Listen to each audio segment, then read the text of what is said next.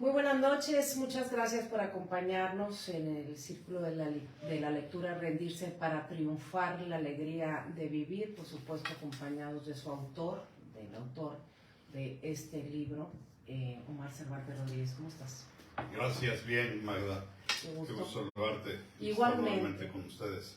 Claro que sí, y bueno, como todos los jueves vamos a estar aquí con ustedes pues un tiempo, lo que se lleve, para reflexionar un poco sobre los capítulos que vamos a ver el día de hoy. Vamos a ir poco a poco, a lo mejor nos tardamos un poquito más de la media hora porque son dos capítulos interesantes con muchas cosas, muchas reflexiones que rescatar, y los invitamos como siempre para que participen pues con algún comentario, con alguna pregunta, con algún testimonio, con lo que ustedes gusten y tengan a bien compartirnos. Nosotros estamos pendientes de las redes sociales y seguro vamos a estar pues en este intercambio del círculo de lectura, repito, de Rendirse para triunfar.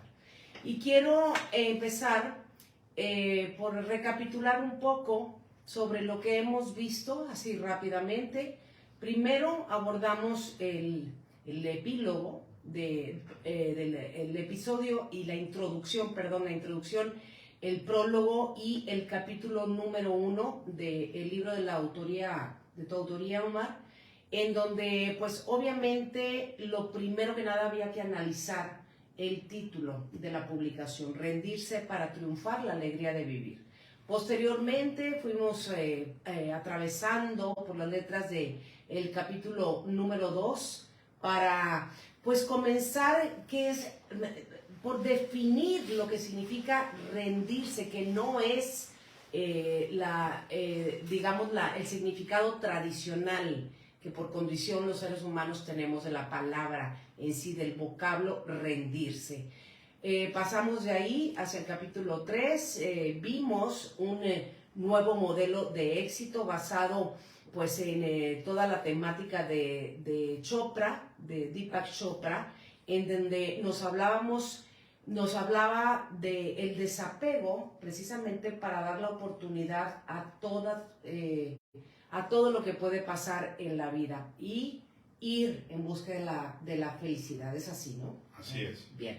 El capítulo 4 lo abordamos la semana pasada, donde reflexionábamos y nos hablabas de por qué en el caso de las adicciones, dejar de beber, de consumir, no basta. Nos hablabas de por qué eso es el inicio de progresivamente ir acercándose hacia el camino de la alegría de vivir. Y después, para tener y reflexionar el objetivo de tener una vida útil por medio de también sentirnos en paz y felices.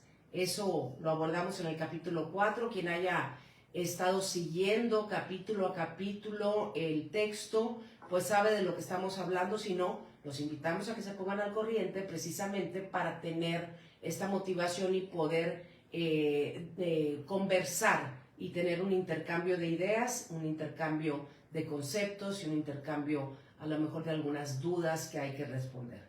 Y por último, el capítulo 5 que también vimos la semana anterior, que habla de las pérdidas, de los duelos que todo ser humano en alguna etapa de la vida tenemos, cuando se nos va un ser querido, cuando terminamos en alguna situación laboral y tenemos que hacer un cambio en ese sentido. También hablábamos de cómo la vida nos va poniendo a prueba con las pérdidas que vamos teniendo de una u otra forma. Insisto, los seres queridos que se nos adelantan, el cambio de trabajo, tal vez el cambio de ciudad, el cambio de dirección, pérdidas que vamos afrontando y que tenemos que ir resolviendo. Bien, pues ahora sí, vamos a entrar de lleno, si te parece, a lo que vamos a ver el día de hoy. Vamos a repasar un poco, sobre todo lo que hay que rescatar y puntualizar del capítulo 6 y el capítulo 7. El capítulo 6, que se intitula Acepto, luego existo. y el capítulo 7, cuyo título es En busca del falso placer. Dos temas muy interesantes que más allá de el tema de las adicciones, pues hablan de la cotidianidad, de la vida de los seres humanos, de los problemas con los que nos enfrentamos cotidianamente y en diferentes etapas de nuestra vida, cómo abordarlos y poder resolverlos. Si te parece bien, Claro que sí. vamos a entrar de lleno. Claro que sí, Magda, muchísimas gracias por este estupendo resumen que has hecho de los 3 capítulos anteriores. Saludamos a todos nuestros amigos en el Facebook y en el Instagram. Si nos ven en ángulos diferentes, es que son 2 redes diferentes, 2 cámaras diferentes. Y bueno, con mucho gusto ver que ya se están uniendo, y que doy gracias primero por la gente que sigue comprando el libro, por la gente que sigue preguntando dónde adquirirlo. Les recordamos que lo pueden comprar directamente en Amazon con el nombre Rendirse para Triunfar, La Alegría de Vivir, Omar Cervantes Rodríguez. Si viven en Estados Unidos, porque ayer tuvimos un en vivo con un buen amigo que fue todo un éxito, y me escribieron de Estados Unidos, dije, es mucho más fácil en Estados Unidos, porque la imprenta de Amazon está en Estados Unidos. Entonces, por $11 en Estados Unidos, ya incluye el envío y te lo llegan hasta la puerta de tu casa. En México creo que vale 320 pesos, te lo llevan a la puerta de tu casa. Nosotros tenemos algunos ejemplares que también a través de nuestras redes pueden solicitarlo. Pero bueno, hoy es un par de temas muy interesantes. Ya de por sí la semana pasada entraba más en calor en lo que es rendirse para triunfar. La gente como que me dice, oye, es que juegas mucho con las palabras. Desde el título, que ya lo hemos comentado, rendirse para triunfar, y luego de hoy, acepto, luego existo, y luego en busca del falso placer. Sí, entonces la gente me dice, bueno, ¿son juegos de palabras o qué? Porque la original es pienso, luego existo. Entonces tú aquí, ¿qué quieres decir con acepto, luego existo? Fíjate que el capítulo 6, que no lo voy a desmenuzar porque no quiero spoilear a la gente que lo está leyendo, los invito a leerlos. En mi caso particular es uno de mis preferidos porque revelo intimidades familiares que quien lo lea pues va a entender de lo que estoy hablando, y a través del capítulo voy llevando al lector en mi idea de que el pensamiento genera expectativas, de que los seres humanos, la mente diseña ideas, imagina, ilusiona, y entonces el pienso luego existo, que es una frase socrática si no me equivoco, por supuesto que es una gran frase filosófica, pero al final de cuentas el pensamiento, visto a los ojos de la luz de un libro como este, el pensamiento termina siendo relativo, porque ya lo platicamos la semana pasada, los caminos de la vida no son como yo pensaba, como yo pensaba, es decir, pienso luego existo. Entonces, si los caminos de la vida no son como yo pensaba, ¿qué hago? Y entonces en este capítulo lo que yo pretendo plasmar es que, ya lo platicamos la semana pasada en el tema de los duelos, hay situaciones que tenemos que aceptar sí o sí, porque están más allá de nuestro control, más allá de nuestra imaginación, más allá de nuestras expectativas, más allá de nuestros pensamientos. Entonces yo la modifiqué. Acepto mi realidad, luego existo. Porque no solamente soy pensamiento o ideas. La aceptación ya implica un compromiso con la vida como es. Yo lo menciono también en este capítulo. La vida no es buena ni es mala. La vida simplemente es. Y uno es el que toma la actitud que elige ante lo que está pasando frente a nosotros. Entonces, acepto, luego existo es justamente el admitir el primer paso de los alcohólicos anónimos, de los narcóticos anónimos, de los codependientes anónimos, de los comedores compulsivos anónimos, es admito mi impotencia y que mi vida se ha vuelto ingobernable. Entonces, acepto, luego existo. Ese es el sentido de la frase. Sí, es como decir estar, o sea, ubicarte conscientemente en tu realidad, no solamente en el pensamiento, sino en la realidad que vivimos, que estamos viviendo en ese momento. Y es que usas una frase, la usas mucho en el capítulo y además la repites durante la trayectoria del libro, de los huevos no siempre son al gusto. No nada más como... en el libro. Ajá. Los que son mis pacientes y me están viendo, se la saben de memoria. Los que han estado en grupo terapéutico conmigo se la saben. Los que fueron mis pacientes en la clínica Monte Félix cuando trabajé ahí, saben de esta frase. Efectivamente, los huevos no siempre son al gusto. Qué padre cuando llegas a un lugar y te dicen, ¿cómo quieres sus huevos? Y tú los pides al gusto. Pero hay veces que la vida te dice, a ver, los huevos ya están hechos, son motuleños, no hay de otros, y te toca esta porción. Entonces tú tienes que elegir, me los como, le pongo buena cara y agradezco, o bien me quedo con hambre. Porque por más que haga mi capricho, pues al final del día es lo que hay, es lo que toca, es lo que la vida te plantea, y lo hemos platicado a lo largo de las transmisiones. Pues es lo que nos pasó con la pandemia.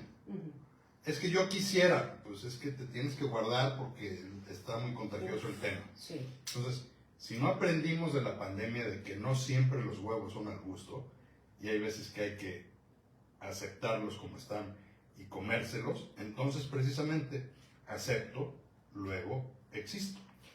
Ya, estoy entendiendo que todo esto está relacionado, efectivamente las dos frases se relacionan, para llegar a esta frase que también pues, repites y también la plasmas en el libro.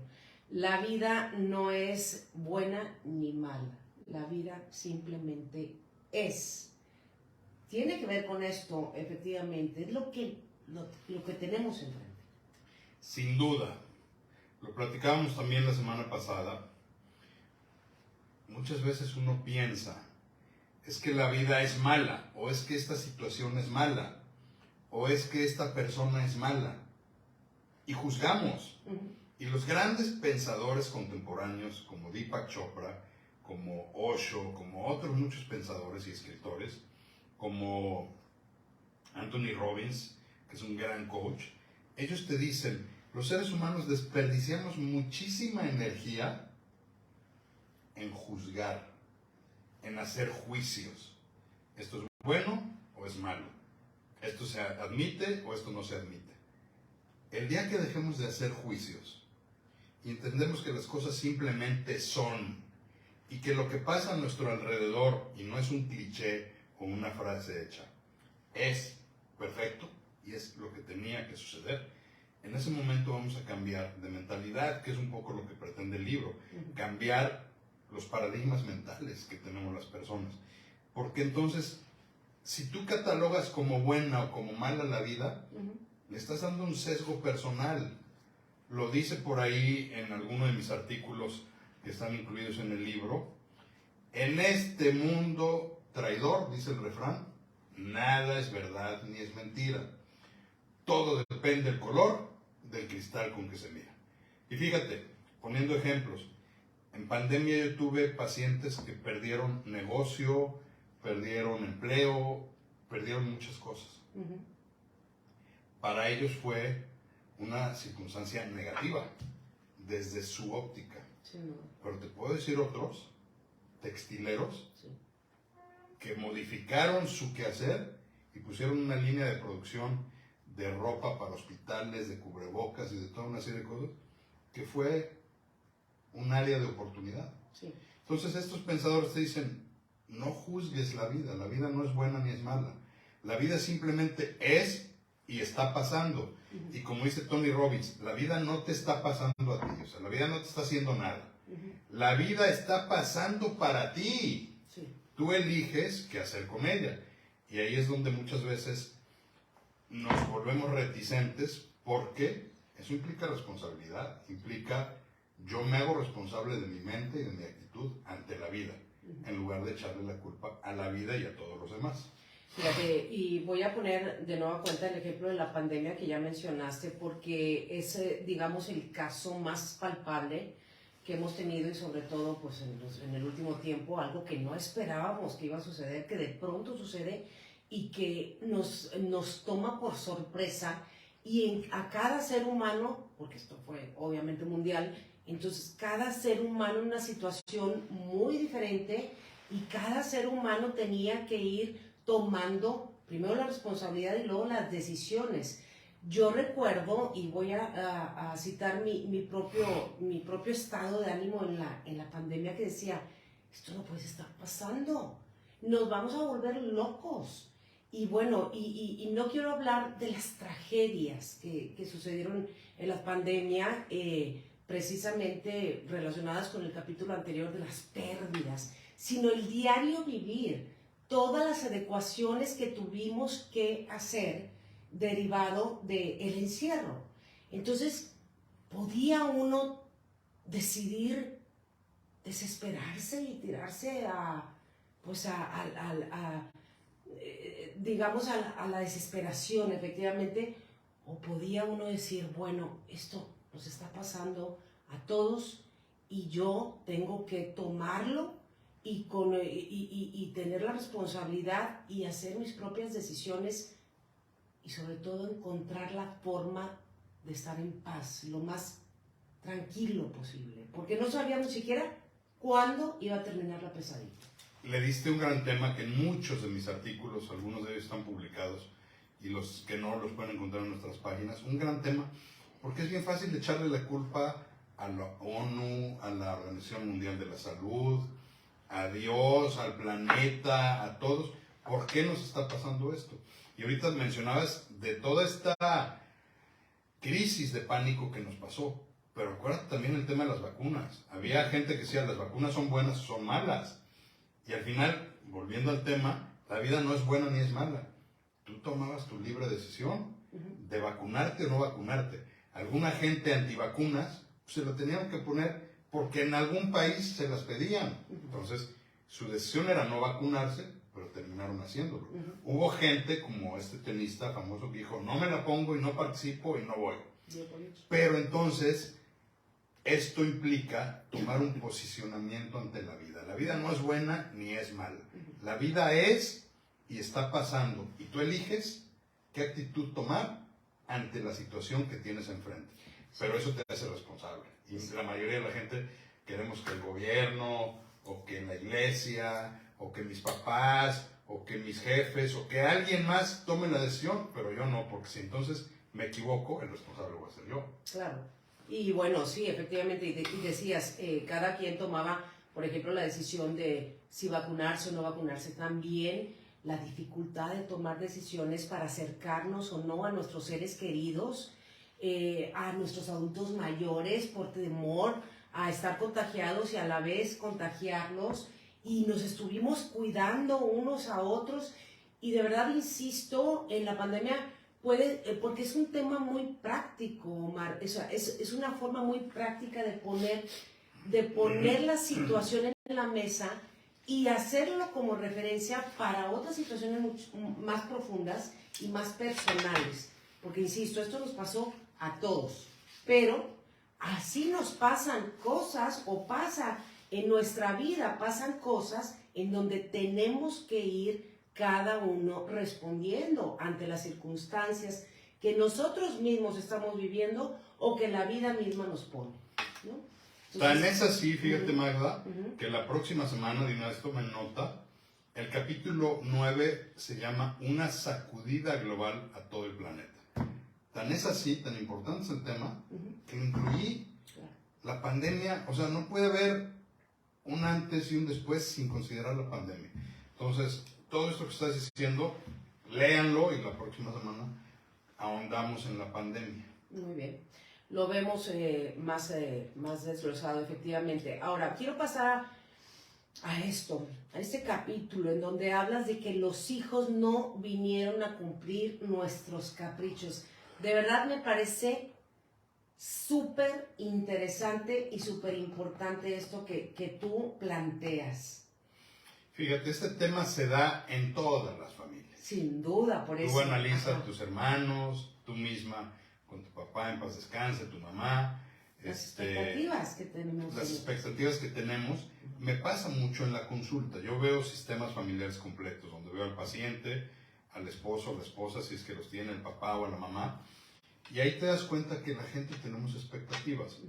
Yo hablo en el libro de mi propia historia, de mi padre y mis hermanos. Seguramente mi padre tenía una expectativa de mi hermano Mauricio, que era el primogénito, de mí, que yo soy el sándwich, y de mi hermano Osvaldo, que era el menor, o de mi hermano Iván. Y posiblemente él, en su imaginario, tenía una expectativa. Voy a contar una anécdota, no viene en el libro, pero es real. En el caso de mis padres, y esto dicho por ellos, mi madre ya no está, pero no me dejará mentir papá, que creo que está viendo por ahí, ellos esperaban una niña. Y en aquellos entonces no había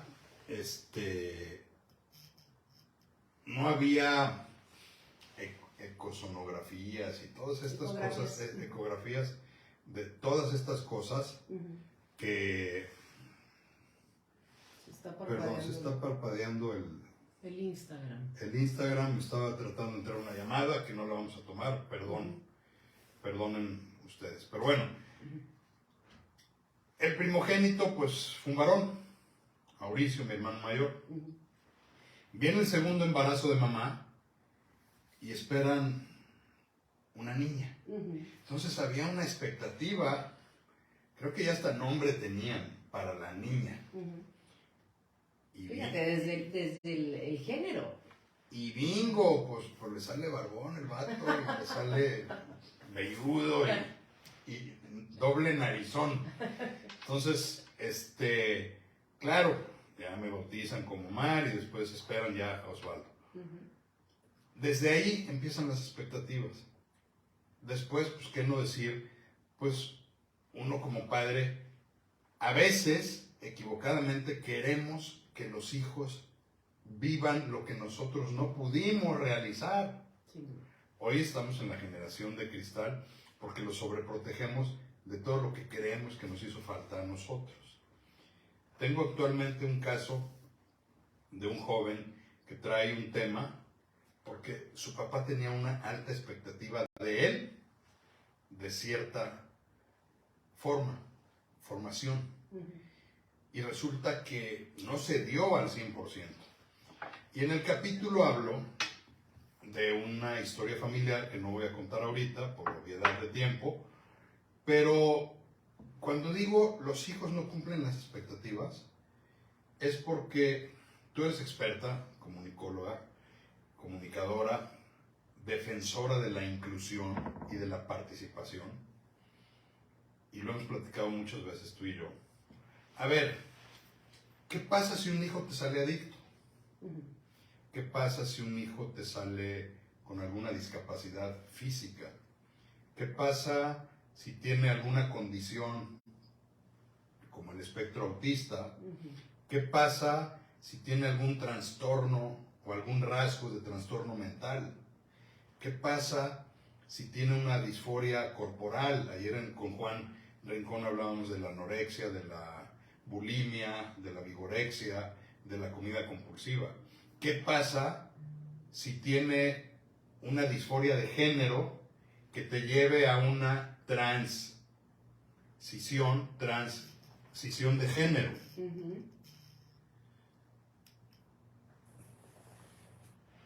Y entonces, siempre juzgamos los seres humanos.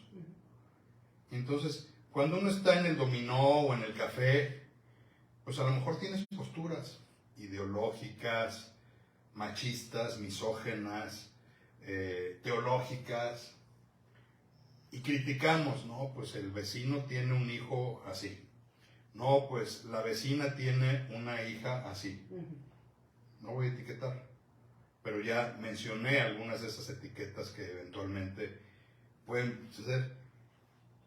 Menciono, yo nunca he sido homofóbico, pero siempre he sido bien claro definido heterosexual, pero hoy te puedo decir que soy gran aliado de la comunidad LGBT, porque es una minoría que tiene todos los derechos a tener el respeto de ser humano que tenemos todos los demás.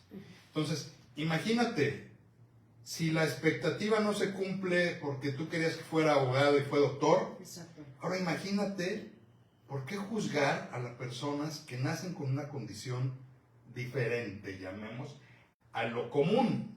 Sí. Y entonces los discriminamos, los marginamos, o simplemente les hacemos un daño emocional en la niñez. Y yo termino diciendo en este capítulo del libro que los niños no solamente no vienen a cumplir nuestras expectativas, muchas veces vienen a ser nuestros grandes maestros. ¿Por qué? Porque vienen en forma de una bendición que a veces en su momento no entendemos. Y si tú que nos estás viendo tienes algún hijo que tenga una condición fuera de lo común, para no etiquetar de otra forma, yo abogo por la eliminación de los estigmas, yo pido respeto a todos los grupos minoritarios y sobre todo, por lo que pasó en casa, esos hijos son grandes maestros que no solamente no cumplen una expectativa, sino que te enseñan. Y entonces dejar de señalar a los demás, porque es bien fácil, decía hace rato, en la cantina, en el café, en el dominó, hablar de lo exterior. Pero cuando eso sucede en el interior de tu casa, tiene nombre, apellido, rostro humano, y además es tu hijo, sangre de tu sangre, en ese momento acepto, luego existo. Esa es la idea. Exactamente, relacionado. Todo relacionado, porque además tenemos que guardar el respeto por el ser humano, guardar el respeto de los derechos de los demás, sobre todo si son pues nuestros más grandes amores. Entonces yo recuerdo que pues en algún momento escuché una frase muy trillada de no le corten las alas, déjalos volar, y es como digamos la definición práctica de decir respeta a tus seres queridos, respeta la integridad y la personalidad y la individualidad de los seres más queridos que cualquier familia puede tener, que son los hijos. Entonces, a eso te refieres entonces, no vienen a cumplir tus expectativas, tus caprichos, tus pensamientos.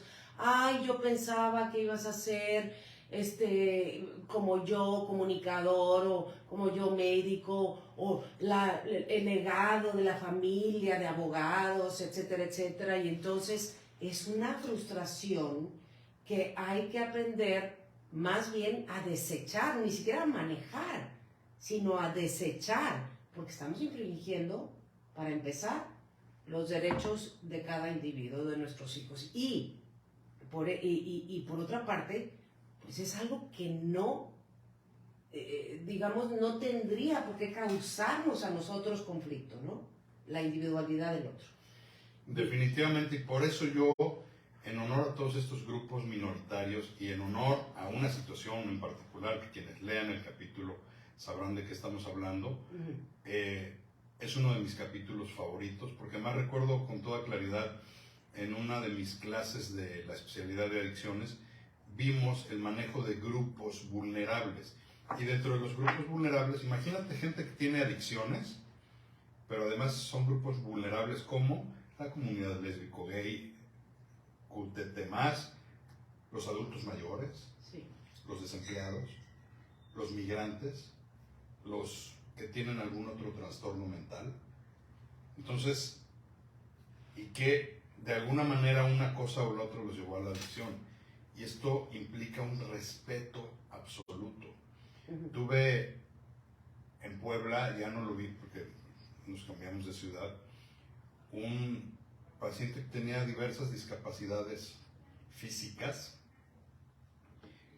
o capacidades diferentes físicas, y tenía un problema de alcoholismo. Evidentemente una cosa iba con otra. Y fue muy interesante ver su transformación.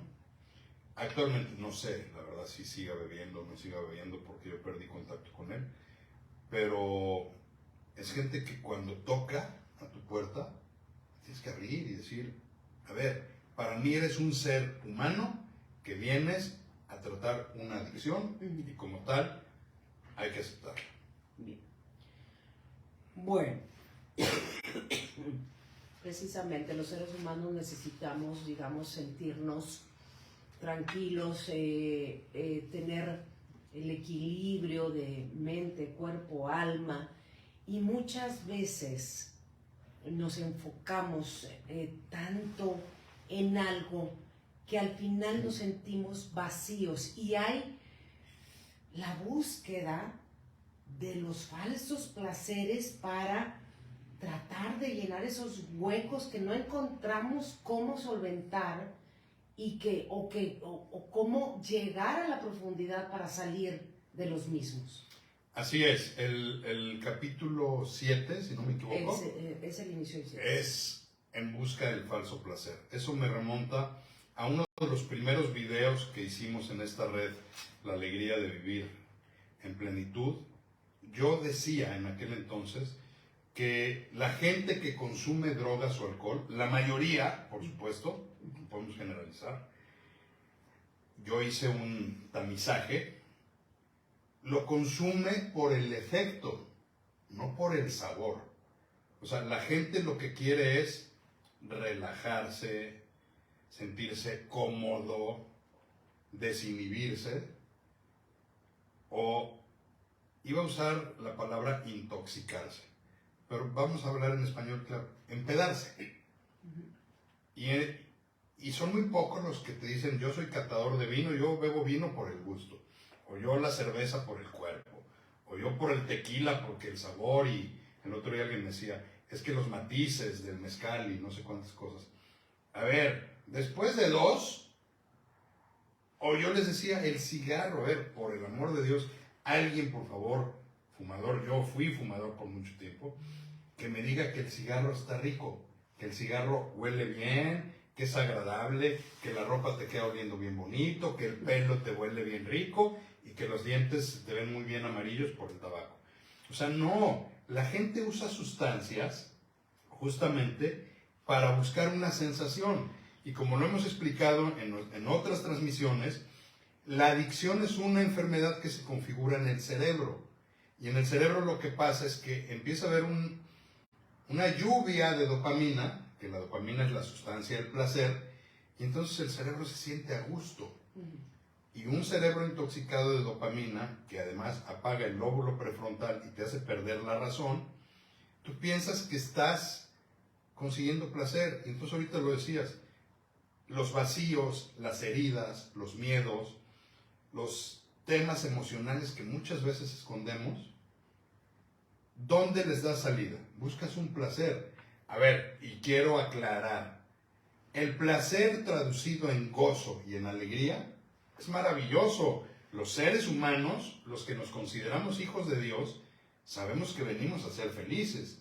Y hay que buscar la alegría de vivir, como se llama nuestra plataforma, y hay que buscar la felicidad, y hay que buscar el gozo, y se vale tener placeres. Pero cuando el placer te atrapa y te das cuenta que no lo estás haciendo, como decía hace un rato, porque soy un catador, o porque soy un sommelier, o porque soy alguien que le gusta el buen comer, entonces te darás cuenta que la gente empieza a consumir o a tener conductas para llenar esos vacíos. Ahora en la pandemia lo vimos. La ansiedad o la depresión, ¿qué hizo? Gente que subió de peso por comida compulsiva. Subió el consumo de alcohol de buró, como le llamamos, adentro de la casa. Subió el consumo de pornografía, subió el consumo de videojuegos, subió el consumo de apuestas en línea. Porque en esto que tú hablabas, esa depresión y esa ansiedad de estar encerrados, pues evidentemente fueron detonadores. Entonces, las drogas, el alcohol, algunas conductas como la ludopatía, que es la adicción a las apuestas, a los videojuegos, o algunas otras conductas compulsivas como la comida, el sexo, las compras, se vuelven un falso placer. Porque entonces lo que estás tratando es de llenar ese vacío que nunca se va a llenar. Y lo que hay que hacer es detectar qué hay detrás. No está mal comer y comer rico y placenteramente. Para los que pueden beber, porque no tienen un problema con el alcohol, no está mal tomarte una copa de vez en cuando. El cigarro ese sí ni lo defiendo, porque no es la adicción más ilógica que hay. Sí. Y entonces, ¿qué buscan? Ese falso placer. Y yo tengo una frase en mis conferencias de adicciones en las que digo, lo que un día fue placer, terminó convirtiéndose en sufrimiento.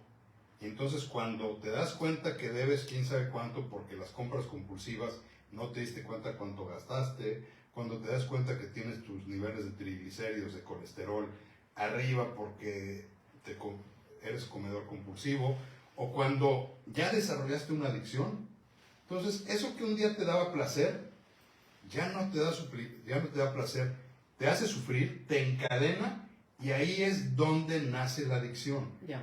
Por eso, en busca del falso placer es, ojo, la alegría de vivir es muy diferente a querer llenar esos vacíos con esos placeres que terminan encadenándote en sufrimientos que no solamente sufres tú, sufre toda la familia alrededor tuyo y ya no da placer, ¿eh? No da placer y no llenas los vacíos. Y te enfermas. Y te enfermas y puede, fíjate qué interesante, porque ahorita que hablabas al respecto, me venía a la mente que este tipo de sustancias que cualquier persona puede empezar a consumir, número uno, ninguno es agradable en un principio. Después puedes acostumbrarte al sabor, al olor, etcétera, etcétera, ¿no? Número dos, no llena los vacíos y más allá de eso, pareciera que a veces sirven de escape. Y generan dependencia, porque cuando pasa el efecto, necesitas más. Por eso el tabaco es la sustancia más adictiva, porque la curva adictiva del tabaco te llega, pero baja bien rápido.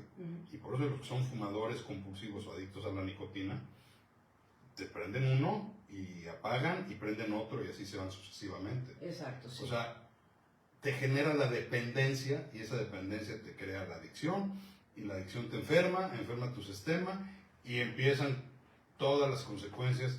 La gente que padece de adicciones, sus familias saben de lo que estamos hablando.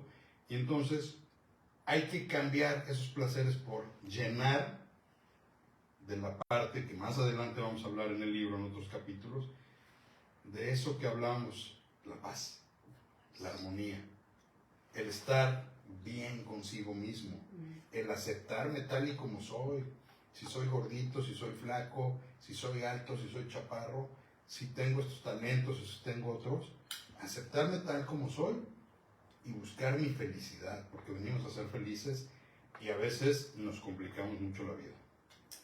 Bien, por último quisiera retomar esto que mencionas que me parece sumamente interesante. Abordas los 3 venenos del alma. ¿Cuáles son los 3 venenos y por qué? ¿Por qué son los, cómo se manifiestan?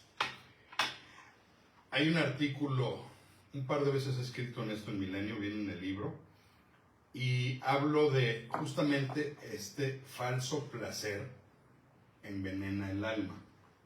Y hay 3, diversos autores hablan de diferentes, pero en un consenso hay 3 venenos del alma. La codicia o el apego, esa necesidad de tener el control, la posesión de bienes materiales o de personas. Entonces, la gente que ama controlando ya envenenó su alma porque no está dando amor, está teniendo apego. La gente que tiene apego al dinero, a los bienes materiales, pues esto es uno de los grandes venenos del alma. El segundo es el odio, la agresividad, la ira. En los pecados capitales el primero sería codicia y el segundo sería ira. Y el tercer veneno del alma es la ignorancia.